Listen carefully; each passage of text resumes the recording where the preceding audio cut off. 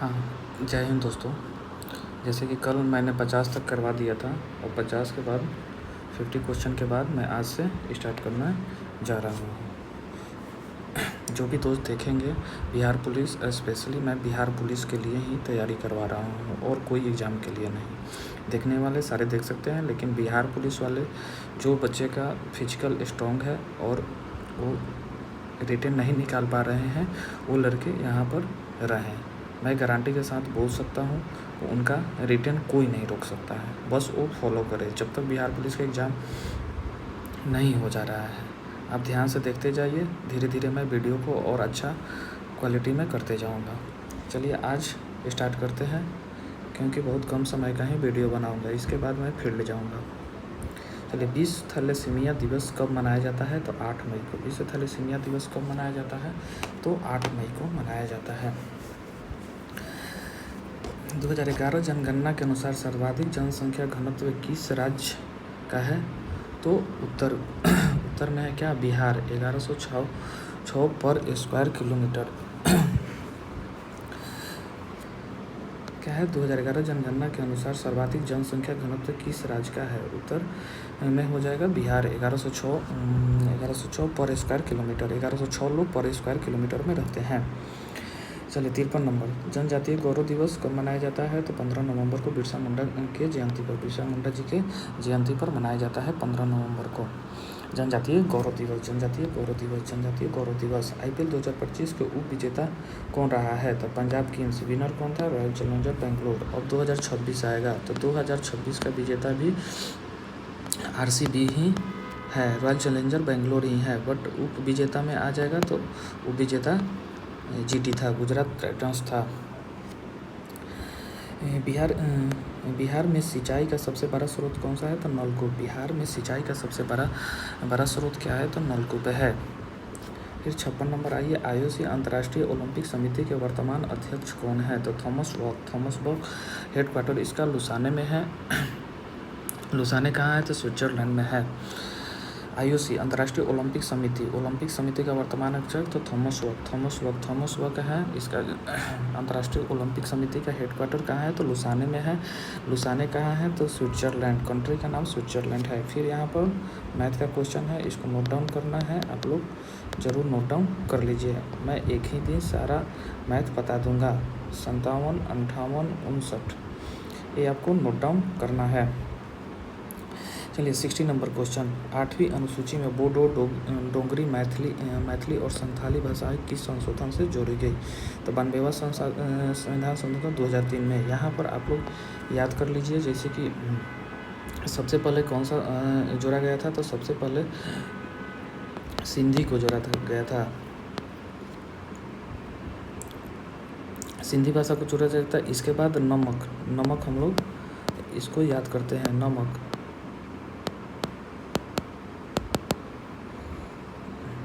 को जोड़ा गया था।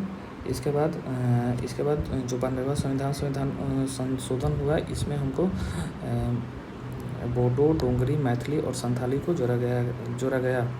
ये कब हुआ था भाई? ये वाला जो हुआ था 71वीं संविधान संशोधन में इसको ऐड किया गया था।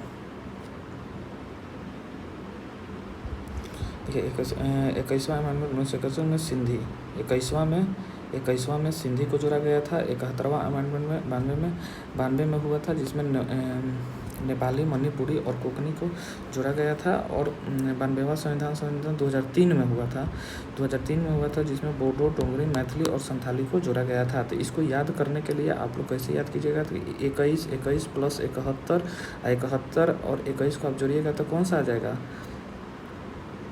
तो 92 आ जाएगा। जोड़ लीजिएगा। तो पहला 21वां अमेंडमेंट हुआ था 1971 में, फिर उसमें सिंधी को जोड़ा गया था। फिर 71वां अमेंडमेंट हुआ, उसमें नेपाली को, यही नमक जो बताते थे, नेपाली, मणिपुरी और कोंकणी, मणिपुरी और कोंकणी, तो इसी को नमक बोला जाता है। तो 71 यहाँ से हम ऐड कर लिए। 21 प्लस 71 इक्वल टू 92। 92 में चार भाषा को जोड़ा गया था, बोडो, डोगरी और मैथिली, संथाली। चलिए 61 नंबर, 1857 की क्रांति में आरा बिहार से किसने नेतृत्व किया था? तो कुंवर सिंह ने। आरा बिहार के कितने लोग हैं वो कमेंट करके ज़रूर बताइएगा। 1857 में आरा बिहार का में कुंवर सिंह कहाँ के रहने वाले थे? आरा में कहाँ के रहने वाले थे? तो जगदीशपुर के रहने वाले थे। जगदीशपुर के रहने वाले थे। जगदीशपुर के रहने वाले थे। किस देश ने दुनिया का पहला 6G डिवाइस लॉन्च किया? नहीं तो जापान ने 6G डिवाइस। जापान के एन उसका राजधानी है, एन उसका मुद्रा है टोक्यो में। टोक्यो राजधानी और एन उसका मुद्रा है जापान का। किस देश ने पहला 6G? अभी भारत में 5G ही चल रहा है और जापान ने 6G डिवाइस लॉन्च कर दिया। चलिए आगे देखते हैं। चक्रवात रेमल इम्पोर्टेंट है, VVI क्वेश्चन है, VVI ये नोट डाउन अलग से कर लीजिएगा आप लोग। चक्रवात रेमल का नाम किस देश ने दिया था? तो ओमान ने। मस्कट ओमान का राजधानी कहाँ है? तो मस्कट। करेंसी क्या है? तो रियाल। 64 नंबर क्वेश्चन मैथ है, नोट डाउन कर लीजिएगा। चलिए आगे बढ़ रहे हैं। यहाँ पर ई वाला दिया था, मतलब 1857 का नेतृत्व कौन कौन किया था? तो बेगम हजरत महल कहाँ पर किए थे? तो लखनऊ में। लियाकत अली इलाहाबाद में। बहादुर शाह जफर भक्त खान भी उन्हें बोला जाता था दिल्ली में। कानपुर यहाँ खानपुर लिखा हुआ है बट कानपुर होगा, कानपुर। इसको काट के हम लोग कानपुर लिख दे रहे हैं। नाना साहेब और तात्या टोपे ने। झांसी में रानी लक्ष्मीबाई ने 1857 का विद्रोह का नेतृत्व की थी। बरेली खान बहादुर खान। फैजाबाद मौलवी अहमदुल्ला। चलिए 65 नंबर क्वेश्चन में आया जाए। देखिए दोस्त, हम जल्दी कर रहे हैं ताकि आप लोग वीडियो को देखिए, स्किप करके नहीं जाइए। चलिए 65 नंबर। गारो खासी गारो खासी और जयंतिया तीनों कहाँ पाया जाती हैं? तो मेघालय में पाया जाता है। कहाँ पाया जाता है? तो मेघालय में पाया जाता है। नो झंझट लाइफ इंश्योरेंस फटाफट अभियान किसका है? तो HDFC लाइफ, जो कि HDFC बैंक का है बट उससे हट कर ही है। नो झंझट लाइफ इंश्योरेंस फटाफट अभियान किस कंपनी ने शुरू किया? तो HDFC लाइफ ने। किस देश ने पहली बार हिंदी रेडियो प्रसारण शुरू किया? तो तब ने कुवैत। कैपिटल कुवैत का क्या है? Kuwait city. करेंसी क्या है? तो दिनार। खाद्य आपूर्ति और भंडारण का संचालन कौन करता है? तो खाद्य एवं सार्वजनिक वितरण विभाग। चलिए 68 नंबर फिर से हम लोग देखते हैं। खाद्य आपूर्ति व भंडारण का संचालन कौन करता है? तो खाद्य एवं सार्वजनिक वितरण विभाग। 68 नंबर हो गया। 69 number who manage food supply and storage? ऐसा डिपार्टमेंट ऑफ फूड, वो वही चीज़ है, रिपीट हो गया है। FCI food corporation of India 1965 में FCI का गठन हुआ था। 70 नंबर क्वेश्चन क्या है? मनरेगा लिखते हैं उसको, लेकिन नरेगा लिखते हैं हिंदी में, उसको मनरेगा बोला जाए। शुरुआत कभी हुई थी? तो 2006 में हुई थी। नरेगा से मनरेगा बन गया था। गदर पार्टी की स्थापना किसने की थी? तो लाला हरदयाल ने 1913 में सैन फ्रांसिस्को में। गदर पार्टी की स्थापना किसने की थी? तो लाला हरदयाल ने। गदर पार्टी की स्थापना किसने की थी? तो लाला हरदयाल ने। First president Sohan Singh Bhakna. First इसके अध्यक्ष कौन थे? तो सोहन सिंह भकाना। अवध को कब ब्रिटिश इंडिया में मिलाया गया था? तो उत्तर 1856 ईस्वी में।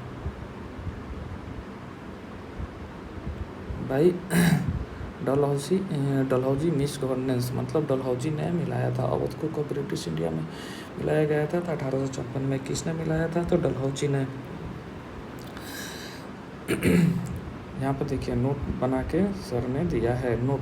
हड़प नीति के तहत सतारा हड़प नीति, सब डलहौजी का ही हड़प नीति था, वही हड़प नीति चलाया था लॉर्ड डलहौजी ने। तो हड़प नीति के तहत सतारा को 1848 ईस्वी में, जैतपुर संबलपुर को 1849 ईस्वी में, वागल को 1850 ईस्वी में, झांसी 1854 में, नागपुर 1854 में और तंजौर 1855 ईस्वी में ईस्वी में। स्वीप किससे संबंधित है? उत्तर निर्वाचन मतदाता जागरूकता कार्यक्रम से। स्वीप एक तरह से ऐप है, मतलब ये किससे संबंधित है, मतलब इससे किसकी जानकारी मिलती है? तो निर्वाचन मतदाता जागरूकता कार्यक्रम का। इलेक्शन कमीशन 25 जनवरी 1950। इलेक्शन कमीशन का गठन कब हुआ था? तो 25 जनवरी 1950 को। 25 जनवरी 1950 को। 25 जनवरी 1950 को। भारत के राष्ट्रीय आय का मापन कौन करता है? तो राष्ट्रीय सांख्यिकी कार्यालय NSO राष्ट्रीय सांख्यिकी कार्यालय। भारतीय आय का मापन कौन करता है?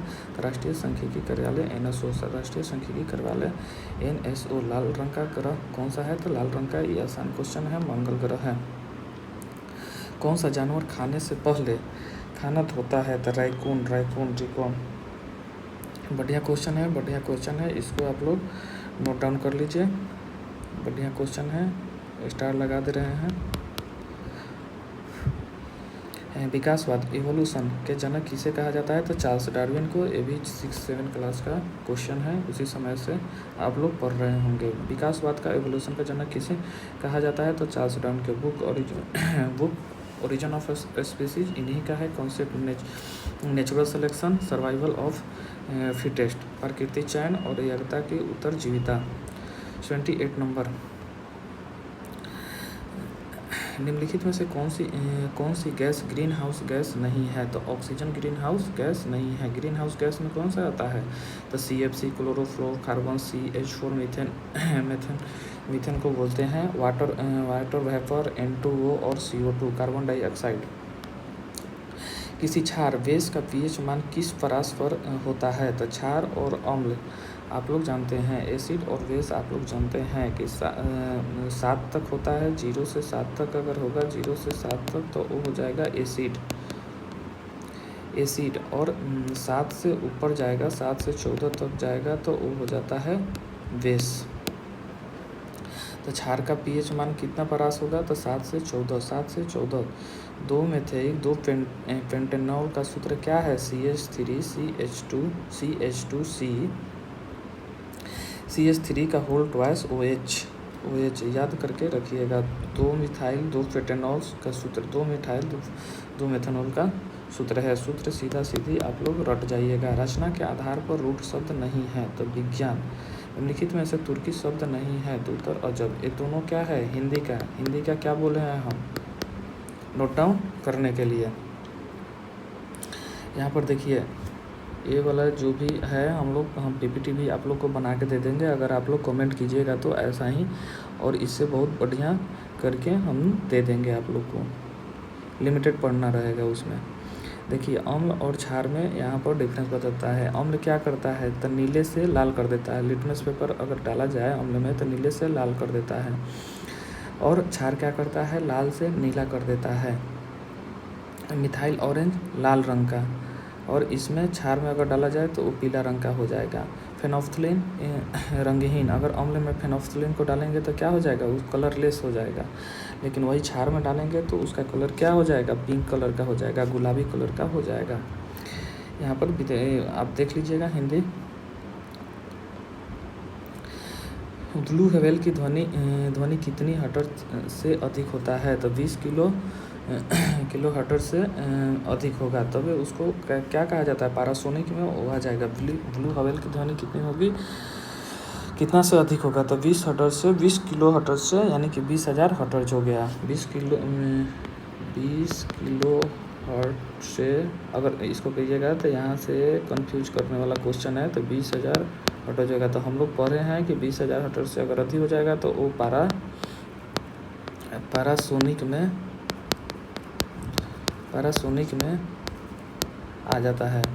में आ जाता है। सूर्यास्त के समय आकाश लाल क्यों दिखाई देता है? तो सूर्यास्त के समय आकाश नीला क्यों दिखाई देता है? सूर्यास्त या सूर्योदय के प्रकाश के प्रकीर्णन के कारण होगा। बट वही देगा कि 5 मिनट पहले लाल रंग का 5 मिनट पहले अगर ऐसा समय दे देगा तो वो प्रकाश का अपवर्तन हो जाएगा। पहले कुल आंतरिक परिवर्तन TIR सिद्धांत पर काम करता है। टोटल इंट्रेंस रिफ्रैक्शन ग्रेविटेशन ये देखिए और कौन काम करता है कुल आंतरिक माने यानी कि पूरा आंतरिक परिवर्तन पर कौन क्या क्या काम करता है। तो ऑप्टिकल फाइबर, मृग तृष्णा, TIR जो मृग तृष्णा गर्मी के दिनों में होता है, काफ़ी ज़्यादा धूप रहेगा तो। फिर हीरे की चमक में भी कुल आंतरिक परिवर्तन के कारण चमकती है। एंडोस्कोपी जो होता है वो किसी चीज़ को देखने के लिए अंदर के जैसे कि पेट की चीज़ को देखने के तो एंडोस्कोपी से हम लोग देखते हैं। कांच का टूटा हुआ हिस्सा चमकीला दिखाई देता है। तो कांच जब टूट जाता है तो देखिएगा जहाँ पर स्क्रैच आएगा वहाँ से नीला दिखाई देता है। जैसे कि गाड़ी में कभी भी आपका शीशा मिरर फूटा रहेगा तो उसके बाद आप देखिएगा कि वो चमकता है, या लाइट में भी रात में आप गाड़ी आप लोग चलाइएगा तो उसमें चमकते रहता है, इसीलिए उसको चेंज करना बहुत ज़्यादा ज़रूरी होता है, नहीं तो एक्सीडेंट की संभावना होती है। तो यहाँ पर TIR पढ़ लिए आप लोग, कुल आंतरिक परिवर्तन तो पढ़ लिया हम लोग। अब आइए यहाँ पर हम लोग पढ़ रहे हैं प्रकीर्णन, स्कैटरिंग। सूर्यास्त से पहले और बाद में आसमान लाल दिखाई देता है। सूर्यास्त से पहले और बाद में, जब सूर्यास्त होने से पहले देखिएगा कि लाल नुमा आकाश रहता है, तो वो किसके कारण, तो प्रकीर्णन के कारण रहता है। वैसे ही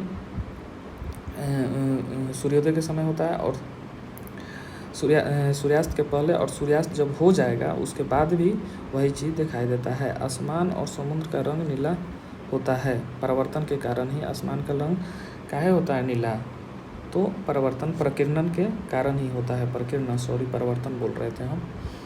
स्टेथोस्कोप का कार्य ध्वनि परिवर्तन, स्टेथोस्कोप का कार्य ध्वनि परिवर्तन, ये भी प्रकीर्णन के कारण। पेरिस्कोप का कार्य प्रकाश परिवर्तन, पेरिस्कोप का कार्य प्रकाश परिवर्तन। रंगीन कांच का पाउडर सफ़ेद दिखाई देता है तो प्रकीर्णन के कारण। प्रतिध्वनि घटना, इको फेनोमेनन, ये सब परिकीर्णन के कारण होगा। चलिए अब आइए अपवर्तन के कारण, रिफ्रैक्शन में देखिए तारे का टिमटिमाना, सूर्योदय से पहले और बाद में सूर्य को देखा जाना। देखिए यहाँ इसमें सूर्योदय से पहले और बाद में सूर्य को देखना, तो यहाँ पर क्या आ जाता है, अपवर्तन।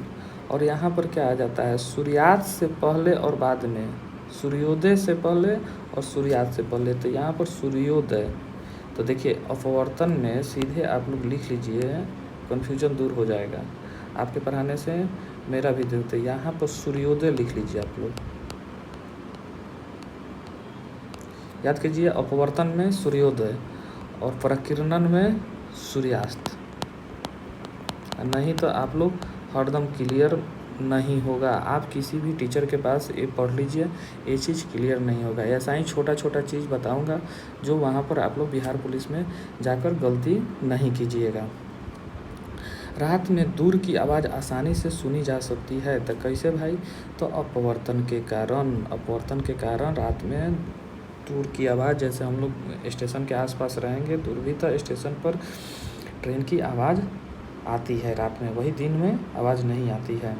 इंद्रधनुष अपवर्तन फैलाव TIR, अपवर्तन से भी इंद्रधनुष जो होता है अपवर्तन के कारण भी होता है, लेकिन TIR कुल आंतरिक परिवर्तन, टोटल इंटरनल रिफ्रैक्शन के कारण भी इंद्रधनुष हम लोग को दिखाई देता है। ग्लास में पेंसिल का मुड़ना, ग्लास में अगर पानी में आप लोग पेंसिल डालिएगा तो मुड़ा हुआ दिखाई देगा, तो किसके कारण, तो अपवर्तन के कारण। मछली पानी में अपनी वास्तविक जगह से ऊपर दिखाई देती है, तो क्यों भाई, तो रिफ्रैक्शन के कारण।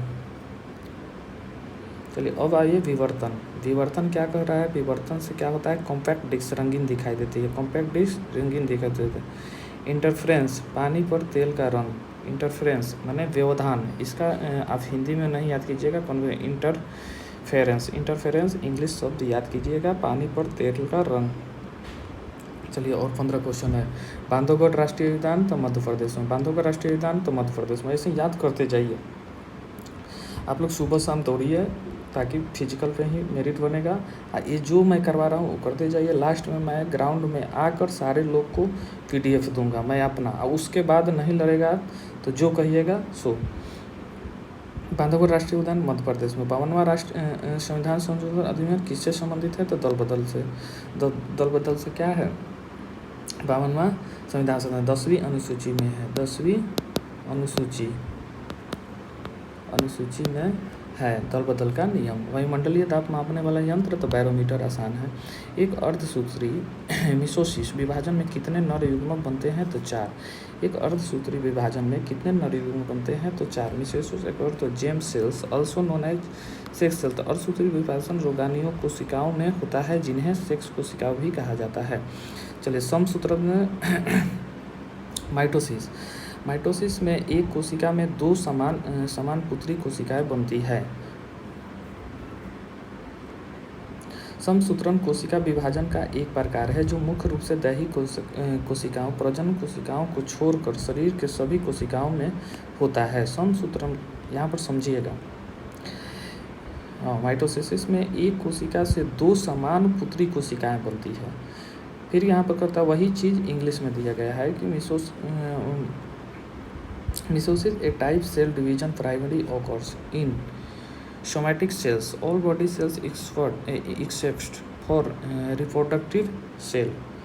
यानी कि समसूत्रण कोशिका विभाजन का एक प्रकार है जो मुख्य रूप से दैहिक कोशिकाओं प्रजनन कोशिकाओं को छोड़कर शरीर के सभी कोशिकाओं में होता है। 89 नंबर क्वेश्चन। 25 डिग्री सेल्सियस व जल की अवस्था में होता है तो 25 डिग्री सेल्सियस में क्या होगा? तो तरल अवस्था में। तो जल किस अवस्था में होगा? तो तरल अवस्था में होता है। कितने डिग्री पे जमने लगता है? तो 4 डिग्री सेल्सियस के उसका अथी रहता है और 0 डिग्री सेल्सियस पे जमने लगता है। वियना समझौता कब हुआ था? 1814 से 1815 में। वियना समझौता कब हुआ था? 1814-15 में। राष्ट्रीय जल मार्ग 4 किन नदियों पर स्थित है? तो कृष्णा और गोदावरी। साउथ में है कृष्णा और गोदावरी। साउथ वाला सेक्टर में कृष्णा और गोदावरी है। कृष्णा गोदावरी ये सब नाम आ जाएगा, यानी कि साउथ में चल जाइएगा। राष्ट्रीय राजमार्ग 1 वहाँ पर देखिए, यहाँ पर राष्ट्रीय राजमार्ग 4 हो गया। राष्ट्रीय राजमार्ग गंगा भागीरथी कहाँ है भाई? तो हुगली में। हुगली हल्दिया से इलाहाबाद यानी कि प्रयागराज में 1620 किमी लंबी। राष्ट्रीय जल मार्ग 2 वही नेशनल वाटरवे, इसका हिंदी हुआ 891 किलोमीटर है। असम से सदिया और धुबरी के बीच ब्रह्मपुत्र नदी है। ब्रह्मपुत्र नदी है। राष्ट्रीय जल मार्ग 1 पे कौन सा है? तो गंगा भागीरथी हुगली गंगा भागीरथी और हुगली नदी है। हल्दिया से इलाहाबाद तक 1620 किलोमीटर लंबा एकदम से है हाईवे जल मार्ग। राष्ट्रीय जल मार्ग 2 नेशनल वाटरवे 2 891 किलोमीटर असम से सदिया ब्रह्मपुत्र नदी पर। असम में ही है सादिया और धुबरी के बीच ब्रह्मपुत्र नदी पे है। 92 अंतरिक्ष में जाने वाले प्रथम भारतीय कौन थे? तो राकेश शर्मा 1984 ईस्वी में। राकेश शर्मा 1984 ईस्वी में। भारतीय मुद्रा कौन सी जारी करता है? तो भारतीय रिजर्व बैंक जारी करता है। रिजर्व बैंक किस कमेटी के द्वारा हुआ था? तो 1935 में यंग हिल्टन कमेटी द्वारा हुआ था। नेशनलाइजेशन कब हुआ था? इसका राष्ट्रीयकरण कब हुआ था? तो 1949 ईस्वी में। 1935 में यंग हिल्टन कमेटी ने इसका गठन किया था। राष्ट्रीय एकता दिवस कब मनाया जाता है? तो 31 अक्टूबर को राष्ट्रीय एकता दिवस मनाया जाता है। राष्ट्रीय मतदाता दिवस कब? मतलब 25 जनवरी को। 25 जनवरी 1950 में इसका गठन हुआ था। आईने अकबरी के लेखक क्या हैं? अबुल फजल। आईने अकबरी के ये हरदम इनसे आता है क्वेश्चन। आईने अकबरी के लेखक कौन है? तो अबुल फजल। हिंद स्वराज के लेखक कौन है? तो महात्मा गांधी। हिंद स्वराज महात्मा गांधी। इजी क्वेश्चन है। Book pathway to God. Hind Swaraj और बुक पाथवे टू गॉड ये महात्मा गांधी का ही है। कोशिका की खोज किसने और कब की थी? तो रॉबर्ट हुक ने 1665 ईस्वी में। तो ये मरे हुए कोशिका का खोज किया था। Living cell Anton van Leeuwenhoek. जीवित कोशिका का एंटोन वैन लीवेनहॉक ने जीवित कोशिका का किया था, लेकिन रॉबर्ट हुक ने मृत कोशिका का किसने किया था? तो रॉबर्ट हुक ने 1965 ईस्वी में। और जीवित कोशिका का एंटोन वैन लीवेनहॉक ने किया था। राज्यसभा क्या है? तो राज्यसभा और लोकसभा दो सदन है। तो उसमें राज्यसभा जो है अस्थायी सदन हुआ। आर्टिकल 81 में उसका मेंशन है। तो यहाँ पर आप लोग याद कर लीजिएगा। देखिए ट्रिक बताते सरला। तो यहाँ पर क्या हुआ याद करें, सरला। तो राज्यसभा का गठन 81 में, सरला 80 संसद हो गया सरला। यहाँ पर लोकसभा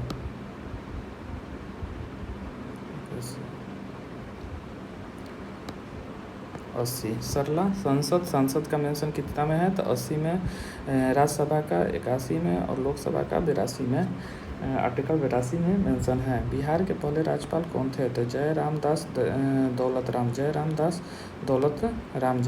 बिहार के पहले राज्यपाल कौन थे तो जयराम दास दौलतराम। यहाँ पर देखिए अंतरिक्ष वाला नोट में दिया हुआ है, नोट वाला क्वेश्चन को छोड़ना नहीं है। अंतरिक्ष में जाने वाले पहले व्यक्ति यूरी गागरिन थे, 1961 में गए थे। यहाँ पर हम लोग पढ़े थे क्या, राकेश शर्मा 1984 में थे। ये इंडियन थे, सबसे पहले इंडियन राकेश शर्मा थे जो 1984 में गए थे। बट अंतरिक्ष में जाने वाले विश्व में कौन थे तो यूरी गागरिन थे 1861 में। अंतरिक्ष यान क्या था तो अंतरिक्ष यान का नाम था वोस्तोक 1। चंद्रमा पर चढ़ने वाले व्यक्ति का नाम नील आर्मस्ट्रॉन्ग 1969 में मिशन अपोलो 11 से गए थे। चंद्रमा पर जाने वाले पहले व्यक्ति नील आर्मस्ट्रॉन्ग 1969 में। हाँ तो दोस्तों 100 क्वेश्चन आज 100 तक मैंने कर दिया। अब 100 से आगे नेक्स्ट में होगा, नेक्स्ट जो होगा, क्योंकि ज़्यादा वीडियो लंबा हो जाएगा तो फिर आप लोग नहीं देखिएगा। और जो लोग को भी अच्छा लगे, क्वेश्चन थोड़ा सा भी अगर हट के हम बता रहे हैं तो उसके लिए लाइक और सब्सक्राइब कीजिए। धीरे धीरे मैं और वीडियो बढ़िया से बनाऊंगा और ऐसा क्वेश्चन डालूंगा जो डायरेक्ट एग्ज़ाम में चला जाए, क्योंकि मैं भी एग्ज़ाम का प्रिपरेशन ही करता हूँ। इसलिए थोड़ा सा हम सोच रहे हैं आप लोग को बेटर ही पढ़ाया जाए। चलिए ठीक है, थैंक यू दोस्तों, जय हिंद।